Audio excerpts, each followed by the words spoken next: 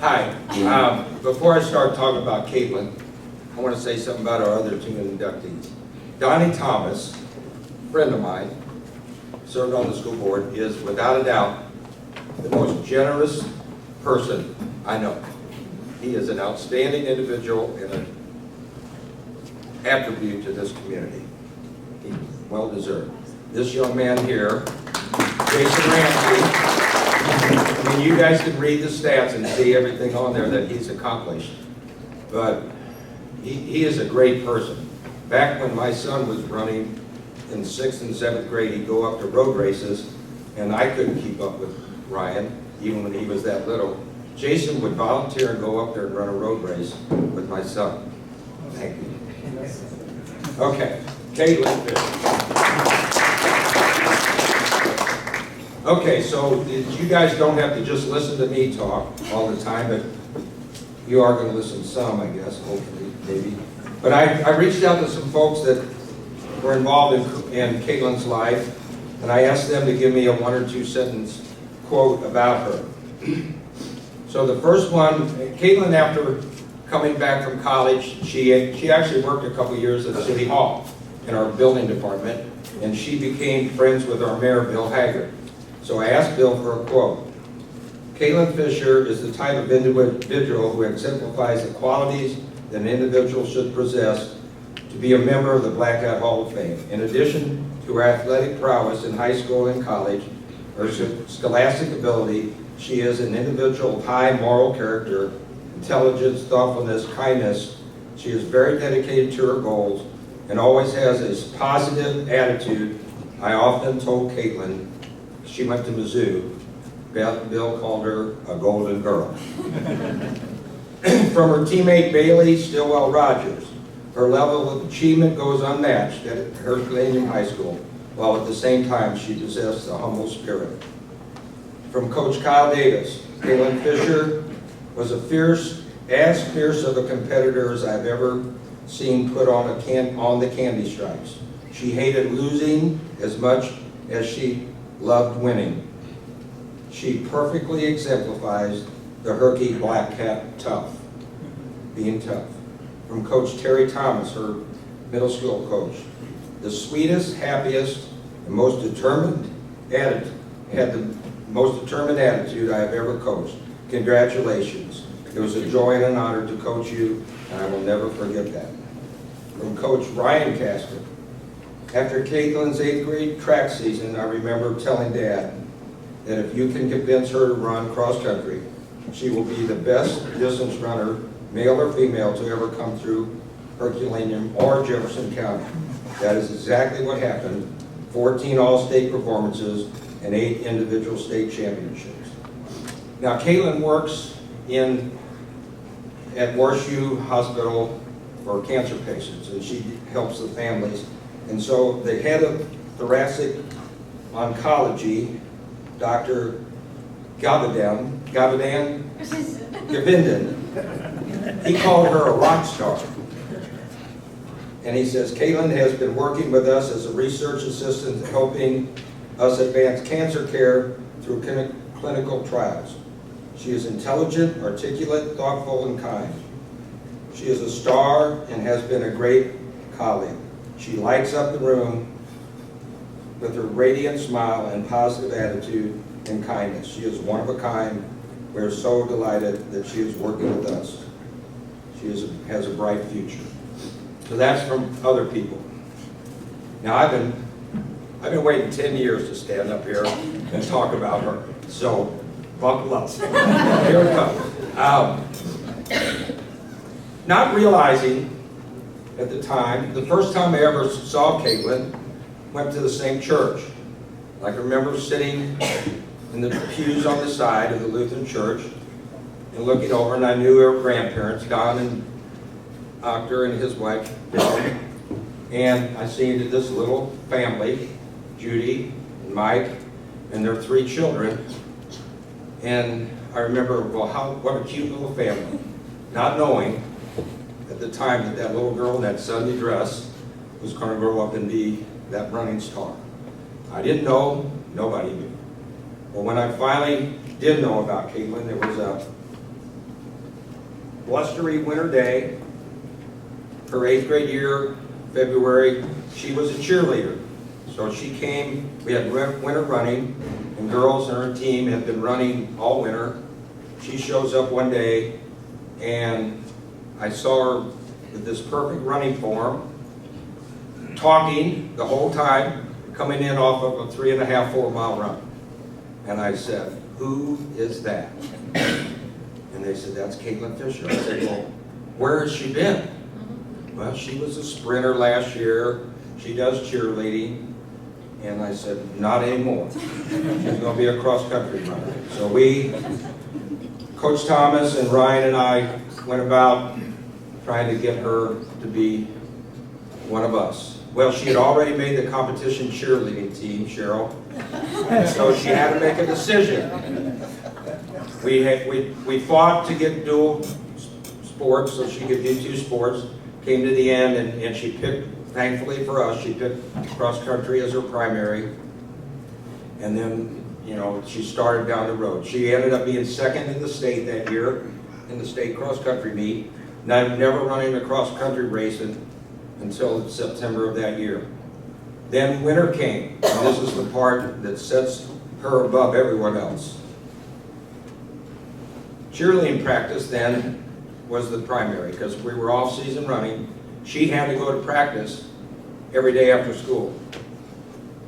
She wanted to run. I said, "So I'll meet you at 6 o'clock back at the high school, and every morning, 5 days a week, all winter long, Judy would drive her, drop her off, and she would go run on her own in the dark, down in the buyout zone, where there wasn't any lights, with me following her around in the pickup truck." That sets her apart from anybody that's ever come. So then, and she had great teammates, and she's going to talk about some of them, and specifically one. She had a senior teammate that just picked her up like a little sister and took her with her. But anyway, in the state track meet that year, out of nowhere, she runs 5:05 in the mile and wins. Nobody ever really heard of Kaitlyn Fischer, but then they did after that. So then the next day, the 2 mile comes, and her and Eileen locked up, and we started practicing where not one of them would lead the race. They would, on the back stretch, they would switch. Eileen laid her lap, Kate laid her lap, Eileen. And lo and behold, in the state 2 mile, she wins again. She runs 11:08. She eventually, in her time in track and field, she won eight championships in track and field and cross country. Her senior year in cross country, she set a record at every course she ran. She still is the state class 2 cross country record holder on the old course, which will never be broken, and because they don't run there anymore. In fact, now they run on this flat grass track. She still has the class 2 state record, and nobody's ran faster since then. Kaitlyn went on to college and had a great career. She still is the number 3 all-time record holder in the 10,000 K, and you know you're still the ranked 9th in the indoor 5,000. So anyway, but all of that aside, as a coach, Stan, you'll know what I'm talking about, Andy, Ryan, Kyle, you dream for athletes like that. You never expect to get one. But when they come and they're willing to commit to everything, not just having ability, not just showing up every day, but doing every little thing. Sleep right, eat right, hydrate, all of those things. Character, being a teammate, being a leader. She set the bar at Herculaneum.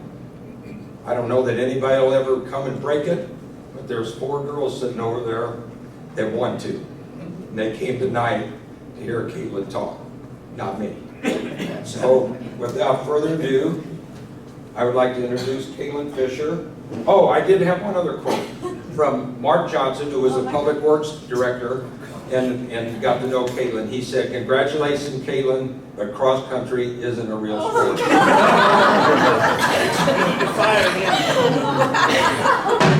And this is a present, and this came from Tina. She said you have to open it in front of everybody. Okay.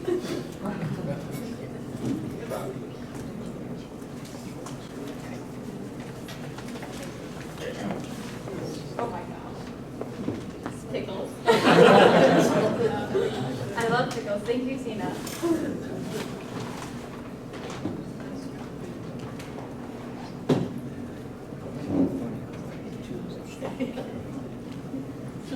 Okay, sorry if there's any repeat stories. We should have compared notes, Coach. So.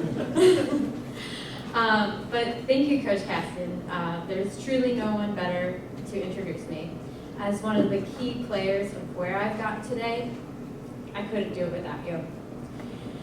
I want to start by thanking everyone who gave me the opportunity to be here, and I'm honored to be inducted into the Hall of Fame. So the first time I ever recall running outside of gym class, I was in 5th grade. The school was promoting kids around my age to run a fun run, which would occur before the junior high races over at the Herculaneum Park. To be honest, I don't really remember asking to run it, but my younger brother was going to run it, so chances were I wanted to run it because I wanted to beat him. The day was kind of foggy, but what I do remember was so clear to me like it was yesterday. It was very cold and very early in the morning, and when the gun went off, I ran right ahead of my brother.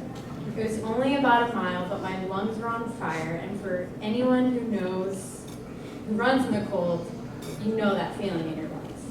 I was close to the end and about to turn into the last stretch when my brother passed me and finished in front of me, and I was not happy. How could my little brother beat me? My parents came up to us, and immediately I said, "That's it, I'm never running ever again." I was a dancer and a cheerleader anyway, so who needed running? So I kept my word until 8th grade year.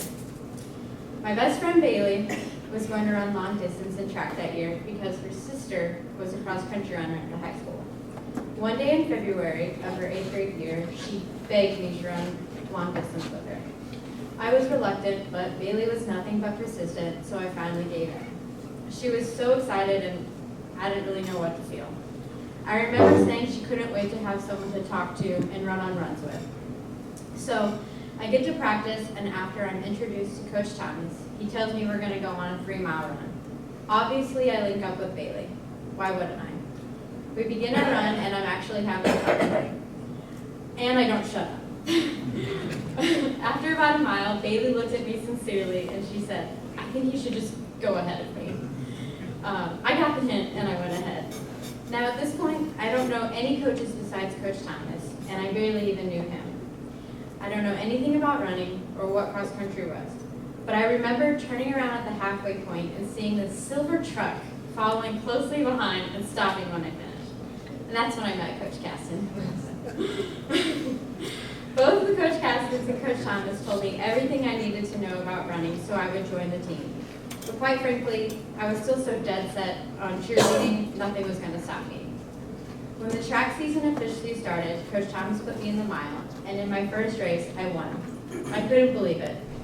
I don't remember a lot of it, but I remember loving how my coach and my teammates cheered me on. I loved the competitiveness feeling to it, and I loved feeling pushing my body to a place that you don't typically push it to. Coach Thomas also fueled this because he knew what to say to give us that extra confidence to go beat Festus in the 4x8, and he knew he could tell us a little white lie about telling us we ran a faster 400 split than we actually did to make us feel better. It was a great coaching technique, I must say. It felt so good. Maybe this was going to be a part of my life more than I intended it to be. Coach Caston and Coach Thomas were persistent, but my teammates alone made the love for my sport grow. The camaraderie was different than I had ever known. We had all put ourselves through this type of pain that only a few of us could understand, and it really bonded us, especially because we were all in it together. This is not to say cheerleading or other sports didn't have those bonds or the closeness, because they do, but I have never experienced this type of bond until then. And to this day, people like Bailey Stillwell and Mary Maloney, who were with me day one of running, are still the best friends I could ever ask for. Though my 8th grade year was fun, believe it or not, I still wasn't going to do cross country. The plan was cheerleading. but nothing was going to stop Coach Casson. So what does he do next? He presents Disney World to me and my parents. Every 4 years, the cross-country team used to raise money to travel to Disney World, race in the hottest of days, and enjoy a day at the park. Who could say no after that? So, freshman year, I did dual sporting, splitting my time between the sports. This was no easy task. Thinking back, I can't believe how busy I was making myself and my parents. It was football season, so there were many days where I had to be with the cheer team. This meant in the mornings, I had to meet Coach Casson at the school when it was still dark to do my workouts.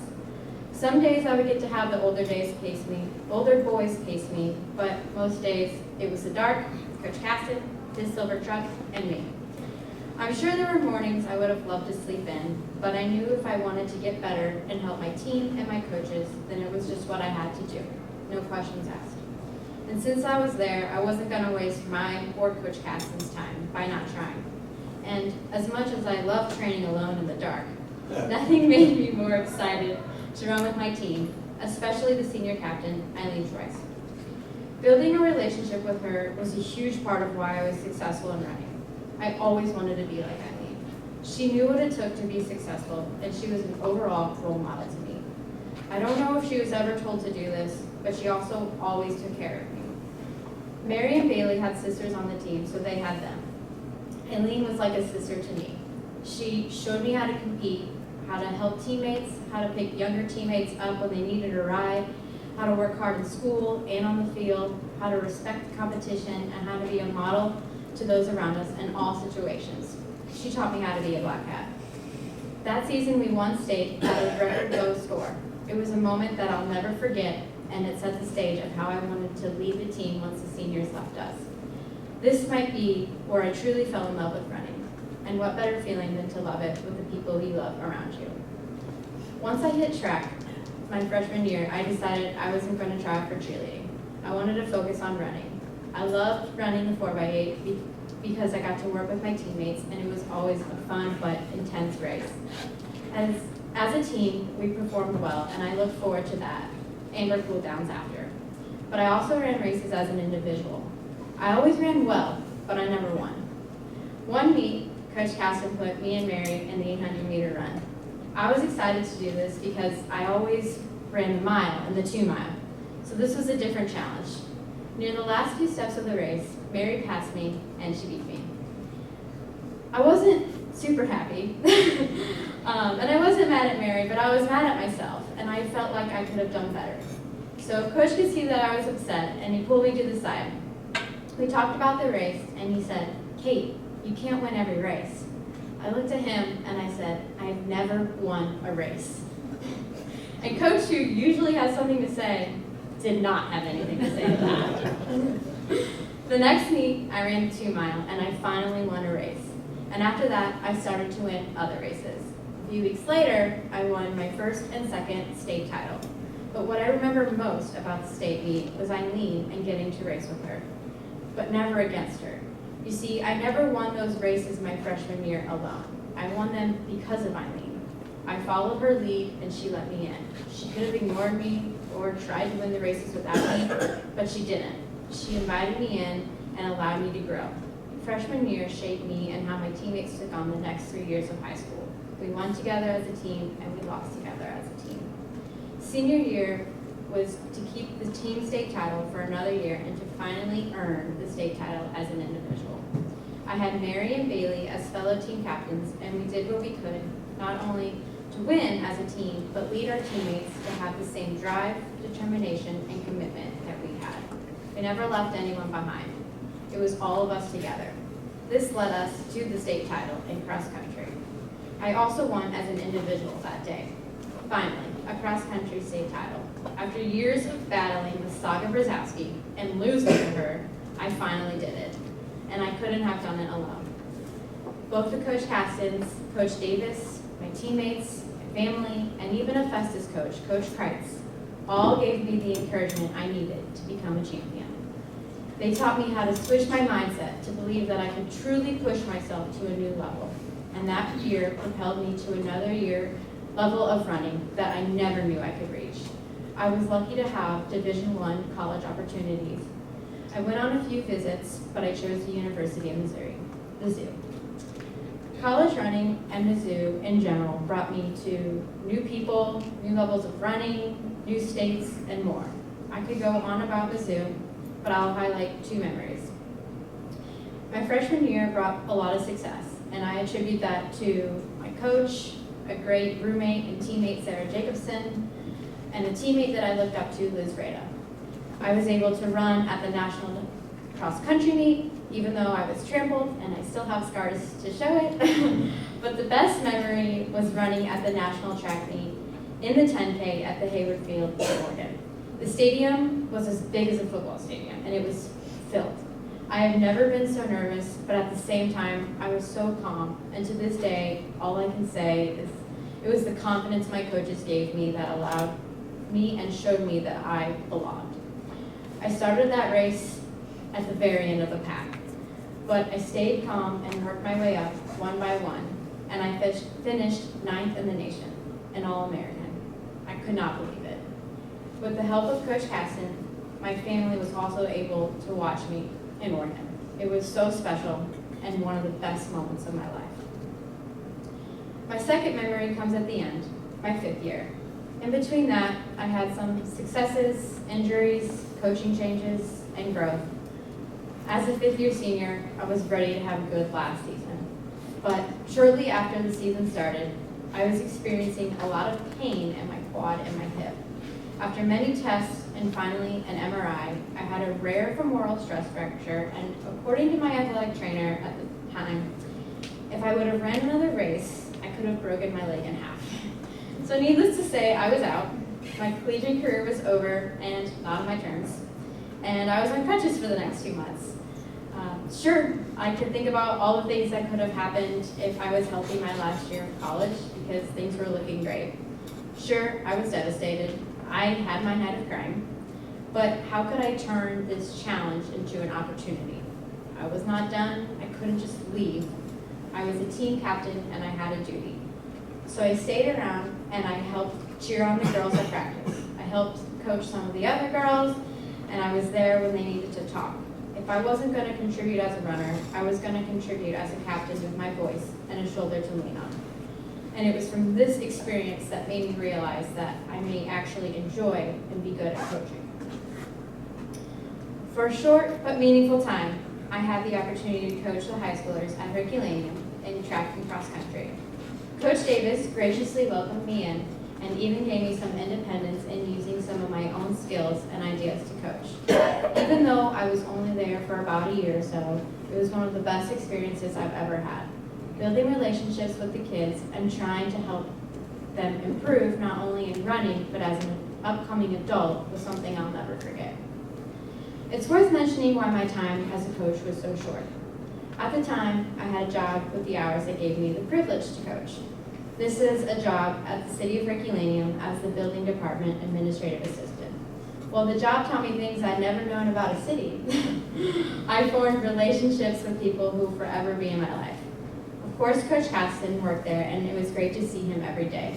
We had the same hours, so he was always one of the first people I would see. Whoever got there first would start the coffee. It was always me. And between the two of us, we would finish the pot. It seems silly, but I like being able to join Coach Caston again in a working environment. There was also Bill Haggard and Mark Johnson. Right away, I knew I would get along with Bill because we share a love for the Beatles. You get us started on that, and we won't stop.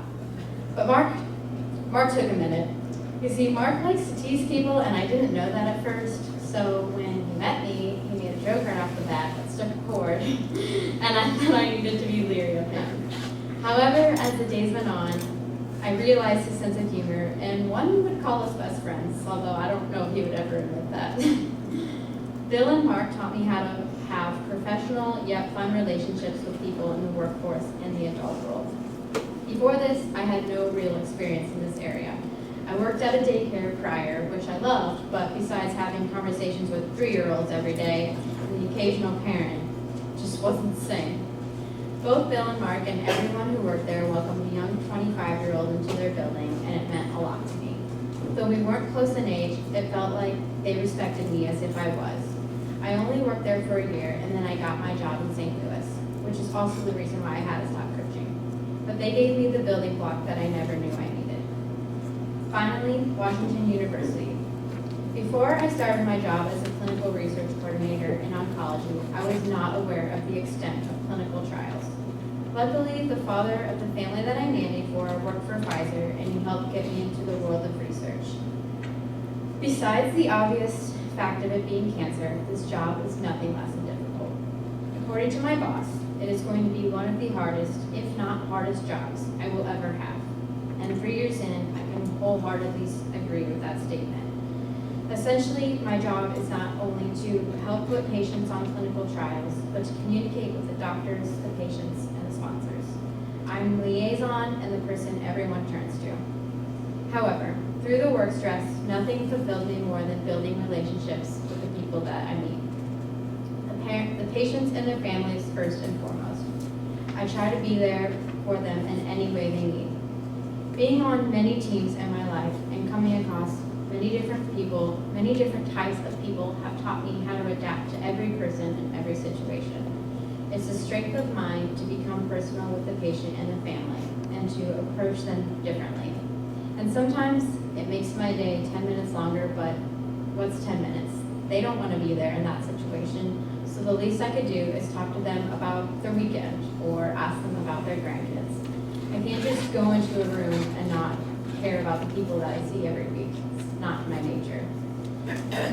And because of the heaviness of this job, I could not be more grateful for my team. We all see amazing things in science, but with that comes terminal cancer, and we are all aware of it and take care of each other. It's nice to know that I can have the same kind of teammates I had in high school in the workforce. Just like I know I couldn't have been close to beating Saga Brzezowski in high school without my team. I could not succeed in my job without my team. I know I'm only 29, and some of you may call that young, so 30 is kind of scary.